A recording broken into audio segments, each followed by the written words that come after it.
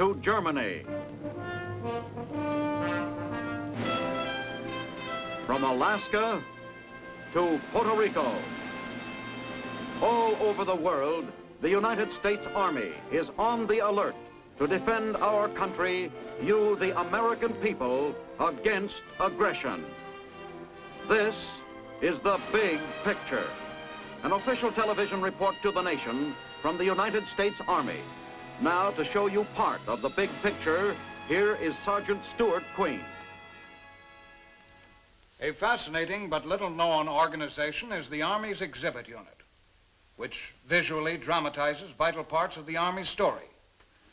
For our first story on the Pictorial report today, we will show you the operation of this unit and one of its most striking displays, the recreation of prison camp life in North Korea.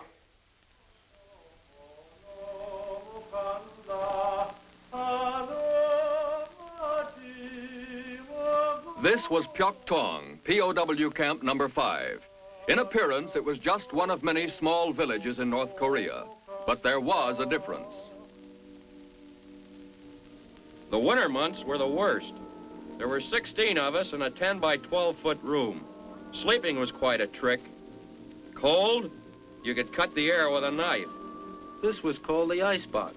The guards every now and then threw water on us, and then would get a kick out of watching it freeze to our skin. But then there was always the hospital, well equipped with a doctor who was an expert at handling crude knives, sharp scissors, or anything else available. You'd need a hospital after hanging like this for a few hours, or was it a few days? This was home for 33 days. It was during the rainy season, and sometimes the water would rise as high as my chin. Ever been given a hot foot? Well, I'd have given anything for one that day. Name, rank, serial number? I can't remember how many times I said it. Yes, it did happen in Korea, and it is happening here, thanks to the efforts and talents of the U.S. Army Exhibit Unit. Here is the story behind this true-to-life presentation. Backstage, we see final details of the exhibit taking place. On a frame device, the prisoner of war scenes are adjusted so as to appear in an opening of the exhibit sky. Rotation of the frame holding the POW scenes in place, in coordination with a tape recorder, reveals to the audience out front Exhibit A. We call this the icebox. Our POW backstage story really begins when a branch of the Army requests an exhibit. Once approved, things happen, and fast. Not a minute is wasted before the designers are working on blueprints and plans. Then the sculptors take over to make the original model of the exhibit. Art department's door opens 100 times a day. Inside, exhibit details are firmed out, and supervised by Mr. Charles Plastow, the POW presentation takes shape. In proper hands, a useless piece of cardboard becomes a character of vital meaning, and in only a short time, what was a mold of clay becomes a symbol of oppression. So gradually, POW Camp number 5 unfolds itself and bears its ugly face for inspection. An exact reproduction, only the materials are different. Cardboard instead of flesh, plexiglass, styrofoam, celastic, and just plain grass, instead of blood, disease, and death. Exhibit A, Prisoner of War. One of the many hundreds of such exhibits produced by the U.S. Army Exhibit Unit, located at Cameron Station, Virginia. This is home and workshop for more than 50 sculptors, designers, photographers, cabinet makers, electronic specialists, and artists. Everything from a miniature reproduction of the Washington Monument to an exact model of an atomic cannon is possible here. In other words, they are jacks of all trades and masters in all. And masters in showmanship, too, displaying for the American public the vital role played today by the U.S. Army. Since the end of World War II, Japan has been recovering steadily from the destruction and the humiliation of that war. To the United States Army, which went to Japan as an occupation force and stays there now by mutual consent as a protector, Japan has also been winning a place of honor and trust. One of the functions which reflects this trust is the operation of the Japanese Security Guard. Installations of the United States Army in Tokyo are today guarded by Japanese men and women. These Japanese, symbolizing the progress Japan has made and the respect she has earned in the years since World War II, are employed by the Army and entrusted with many important duties. Serious-minded and well-disciplined, they carry out their assignments with an alertness and devotion to duty which were once recognized as the best qualities of the Japanese soldier.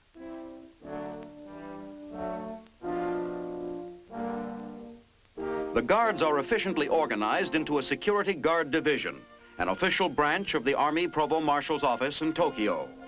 With a strength of almost 2,000 guards, the division supplies protection to some 90 military installations in the Tokyo area and permits Army commanders to use their own troops for more vital work.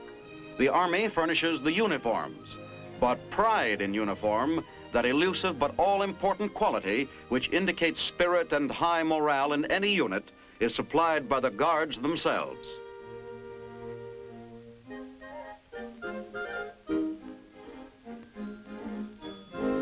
Illustrating the high esprit de corps which exists in the Security Guard Division, the Guards purchase their own uniform accessories, the large white belts, lanyards, and white bootlaces, which give their uniforms an added sparkle.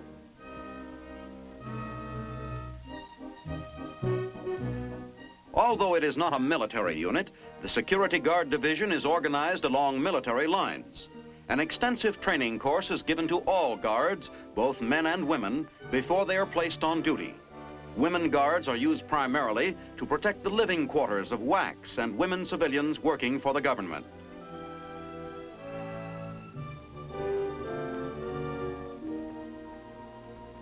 These students are learning the proper way to execute the hand salute, traditional military greeting. Their instructors are Japanese. Only 2 Army officers and 2 enlisted men supervise the entire Security Guard Division. The Guards' training is as varied as their duties. Since they are taking the place of American soldiers, they must be just as capable of meeting emergencies of all kinds. They must be ready not only to protect property, but to save lives if necessary. Consequently, they are drilled thoroughly in the techniques of artificial respiration and first aid. Practicing on each other, they learn how to bandage, apply tourniquets, make splints, and many other principles of emergency care. The Guard's first duty, the protection of property, carries with it an implicit ability to protect himself on the job. The nightstick, or riot club, is his chief weapon. In learning how to use it, his training program begins to get rough.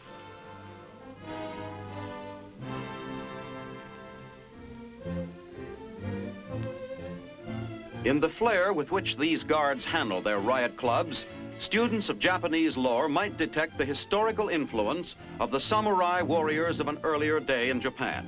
However, we can see here even a stronger influence of the present-day training techniques of the Army's Corps of Military Police.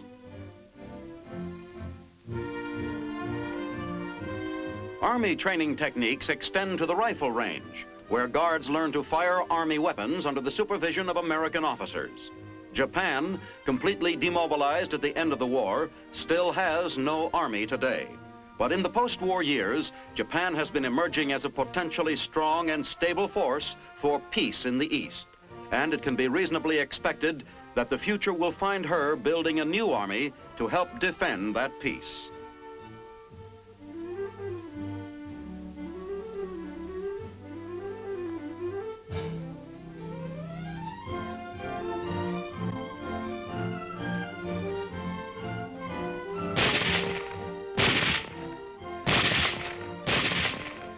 The training which is being given today to these members of the Security Guard will prove to be very useful.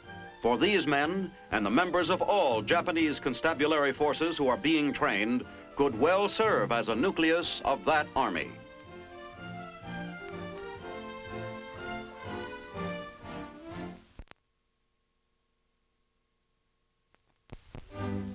The Japanese guards take their training seriously. They spend hours on the drill field, mastering the look of what our soldiers call a sharp unit.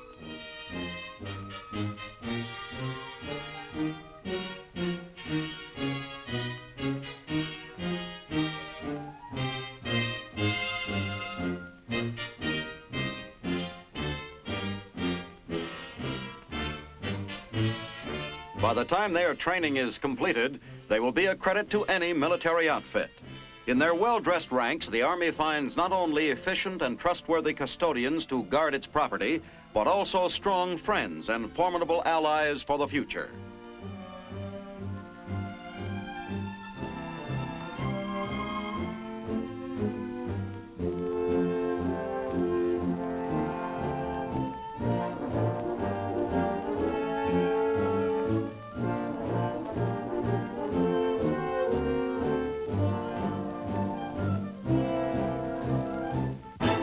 Periodically, for special occasions, members of the Security Guard Division hold formal reviews on their own time.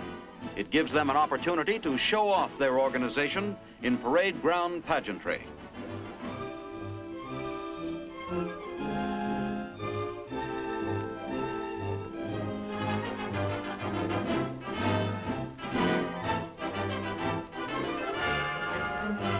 With each battalion proudly bearing its own colors, the guards assemble to pass in review before representatives of the U.S. Army.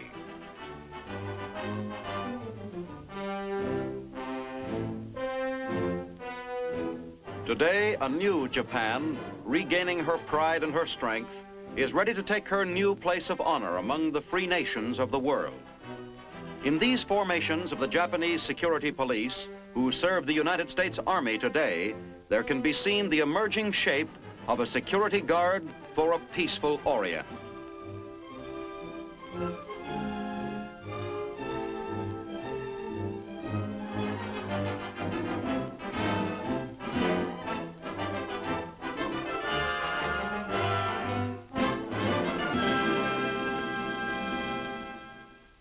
The Army Map Service is the largest mapping service in the world.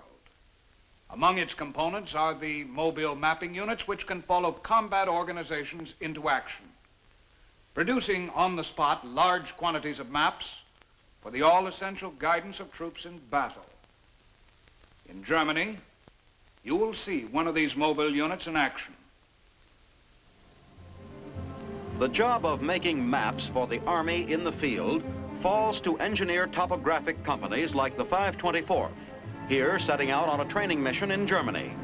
Exercises like this one, in which the 524th will provide maps to support a corps maneuver, keep these companies highly trained and ready to map any area in the world.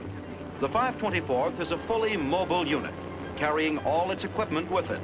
Operating under tactical conditions, the company's first step after reaching the area to be mapped is to protect itself from enemy observation.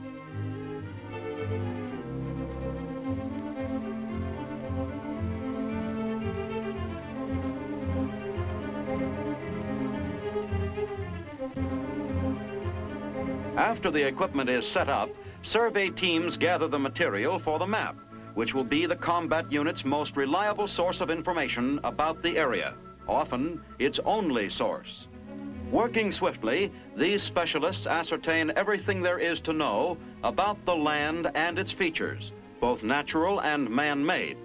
They determine the condition and the dimensions of the roads that cut through the area, the rise and fall of the ground, the ridges, the wooded areas, and the open spaces that mark it. Team members test the depth of streams and other bodies of water in the area, and the capacity of the bridges over them, information which would be vital to a commander. Under the probing of these soldier engineers and the instruments they use, the topography of the entire area is reduced to basic engineering formulae.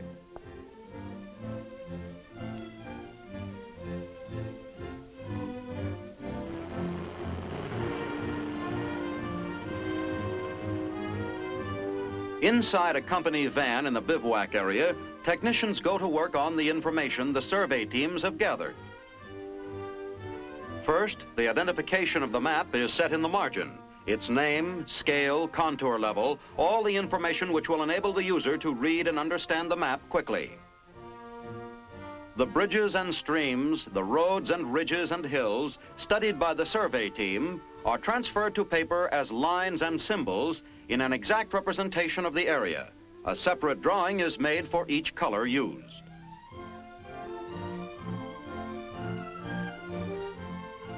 After the finished product is edited carefully, the map is ready for reproduction. It is photographed in another company van. Each color drawing for multiple color maps is photographed separately.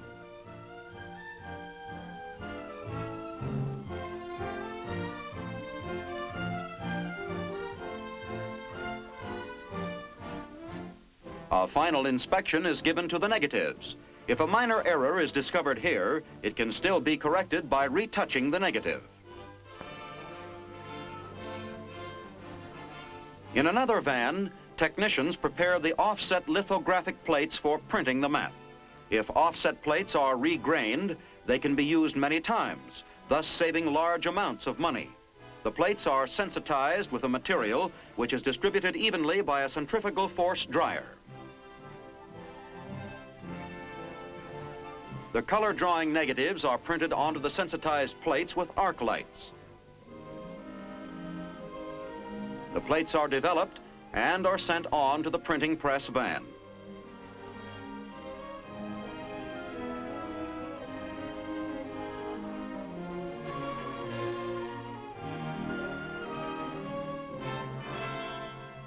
Here, the map sheet passes through the press as many times as there are different colors, each time adding new information. The printing presses of an engineered topographic company can produce from 3,000 to 5,000 impressions an hour.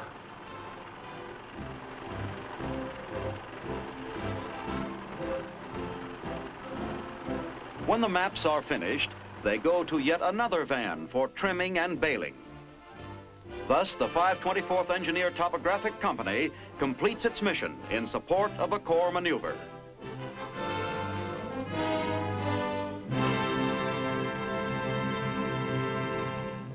For our last report today, let us look at the American Forces Network, which supplies American-style radio services to our armed forces in Europe.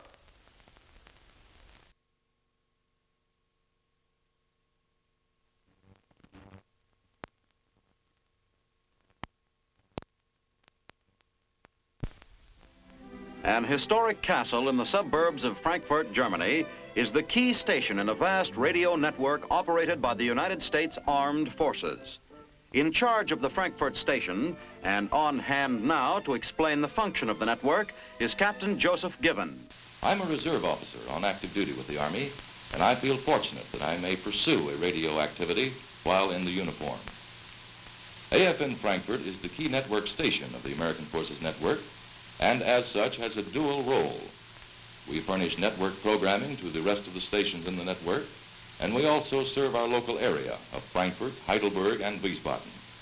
From the standpoint of personnel, we have 56 people working here. 41 of those are enlisted men of the American military service, 3 are American civilians, and 12 German nationals.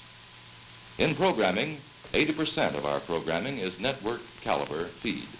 The other 20% is of a local nature. One of the most important of the network's functions is the broadcasting of news. The Frankfurt station operates a newsroom like that in any large commercial center. News from all over the world comes into the news bureau and is disseminated factually and objectively by announcers in uniform. Celebration of the 36th anniversary of the Russian Revolution. Paris. The French Parliament. American troops rely heavily on these news broadcasts to keep informed on what is happening not only in Germany, but everywhere else on the globe. And in addition to American troops and civilians, many citizens of Europe have come to regard the American radio report as one of the most authoritative sources of information available. And that's it from the Associated Press, the United Press, and the International News Service. The next newscast over this network is scheduled for 15 hours this afternoon. A regular feature of the Frankfurt station is the broadcasting of religious services of all faiths. Ursula Chaplain's branch presents Jewish Sabbath evening services. Our speaker tonight will be Chaplain Joseph B. Messing, Frankfurt Municipal Detachment. Shema Yisrael, Adonai Eloheinu, Adonai Echad. Hear, O Israel, the Lord our God, the Lord is one. Praise be his name, whose glorious kingdom is forever and ever. And thou shalt love the Lord thy God with all thy heart, with all thy soul, and with all thy might. And these words which I command thee this day shall be upon thy heart. And thou shalt teach them diligently unto thy children, and shalt speak of them when thou sittest in thy house, when thou walkest by the way, when thou liest down, and when thou risest up. And thou shalt bind them for a sign upon thy hand, and they shall be for frontlets between thine eyes. And thou shalt write them upon the doorposts of thy house and upon thy gates, that ye may remember unto all my commandments, and be holy unto your God. Among entertainment programs, music ranks high in popularity. Listeners represent a variety of tastes, so the station gives them a